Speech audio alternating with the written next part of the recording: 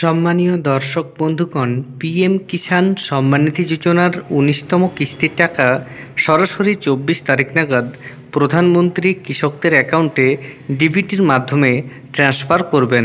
সেই আপডেট আমি আগেই এই চ্যানেলে দিয়েছিলাম।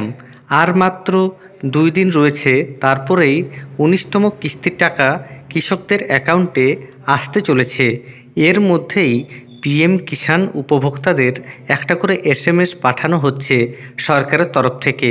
সেই SMS বা মেসেজ কেন পাঠানো হচ্ছে, যদি আপনার মেসেজ না আসে তাহলে কি টাকা পেতে সমস্যা হবে, সমস্ত আপডেট আপনাদের এই ভিডিওতে দেব।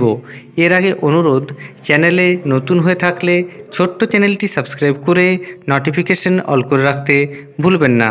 দেখুন যে মেসেজ পাঠানো হচ্ছে সেই মেসেজে কি লেখা রয়েছে। এখানে লেখা রয়েছে, মাননীয় প্রধানমন্ত্রী 24/2/2025 তারিখে 2 PM পিএম কিষাণ স্কিমের ১৯তম কিস্তি প্রদান করবেন।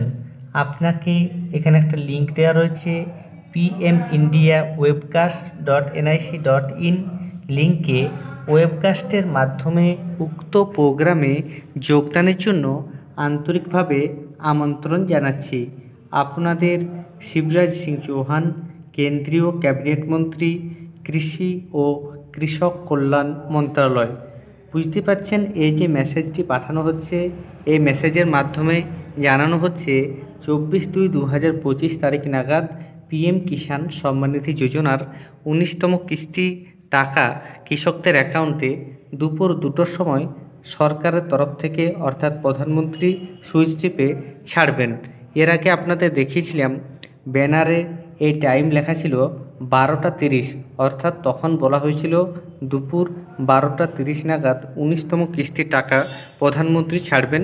এখানে অবশ্য দুপুর 2টোর সময় টাকা ছাড়ার কথা বলা হয়েছে। আপনাদের জানিয়ে রাখি, এই মেসেজের সঙ্গে টাকা পাওয়ার কোনো রকম সম্পর্ক নেই।